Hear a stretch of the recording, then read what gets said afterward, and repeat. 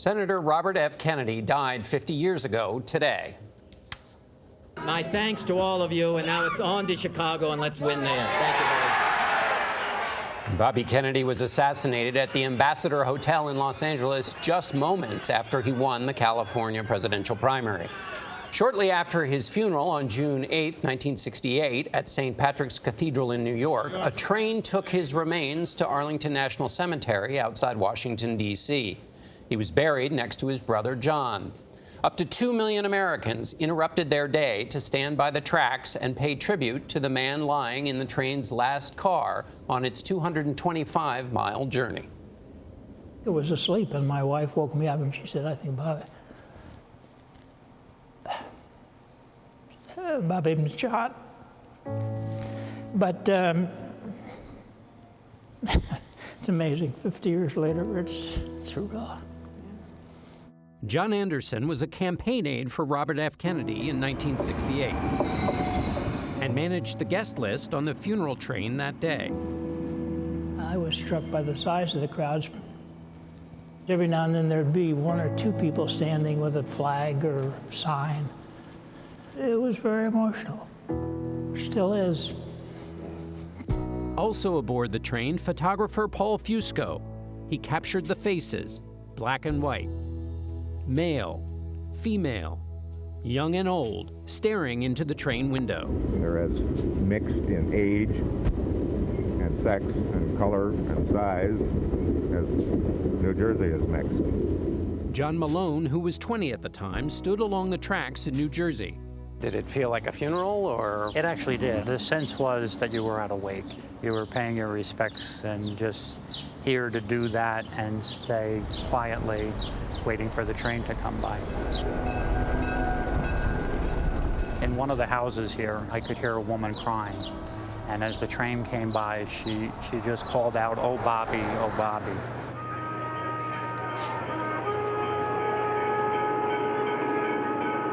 When did you make the decision that you would go watch the train go by?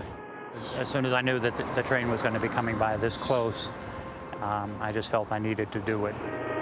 Good people like Bobby Kennedy need to be remembered. Nothing has changed. When Bennett Levin was 28 years old, he watched the train pass in Philadelphia. And we waited and we waited and we waited for what seemed to be eternity. The bridge was lying 3 deep. There wasn't a spot to be had. What kind of people were there? Just every common day working people. Everybody seemed to turn out. And the crowd, even though the train was hours late, stood there reverently waiting for the train. And, you know, that in itself said an awful lot for the esteem that the people held Robert Kennedy in. Come on in. Today, Levin owns the car that held the casket 50 years ago. This is where the casket was placed. And because the door is so narrow, the window was removed. And the casket came in, and they took chairs from the dining room, put 6 chairs here to hold the casket. In the last car, I'm standing there, and I see a lady with a veil. And she's sitting next to a casket that has a flag over it. And it was like, I wasn't ready for that.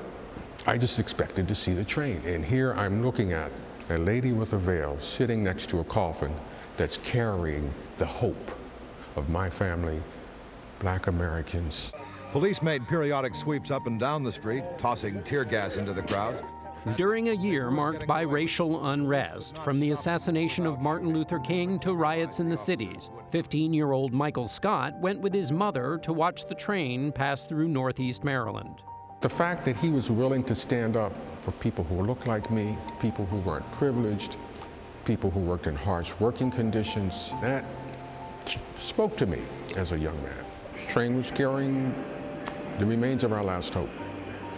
And I think that was felt for everyone that was there. Some of the people here are waving goodbye.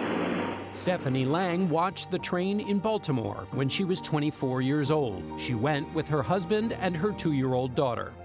I was thinking about Ethel Kennedy, the grief that she was going through to lose her husband. It will soon be approaching the outskirts of Baltimore. When the train came through, that was the moment that I stopped and paid my respect and saw the train come by and I put my hand on my heart. Why did you make a page of these pictures? But that was the moment in our life that history happened. Do you think that people would walk to the edge of a train track for any public figure today? No, Why do you think that is? I don't think we have the respect that we have today. The train carrying the body of Senator Kennedy arrives almost 5 hours after it was scheduled. It became an event that was the end of that adventure. It was a little piece of American history that I had a very little piece of. And it also gave me a lot of hope at that moment that there would be a better day.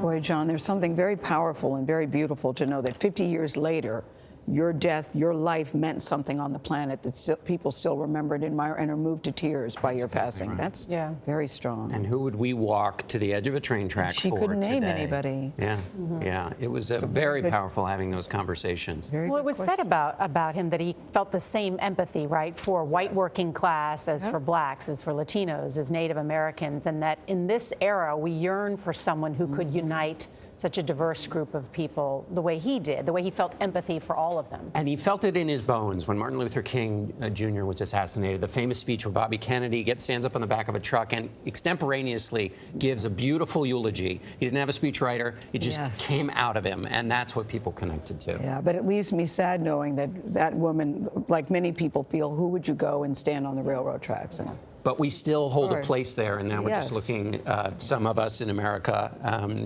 and so we still strive for that. yes, Beautifully done. Beautifully done. Yeah, great to see Beautifully those done. pictures, We yeah. almost said it in unison. Yeah. Beautifully done. Well, it was Mr. an Dickerson, amazing team effort. Yeah.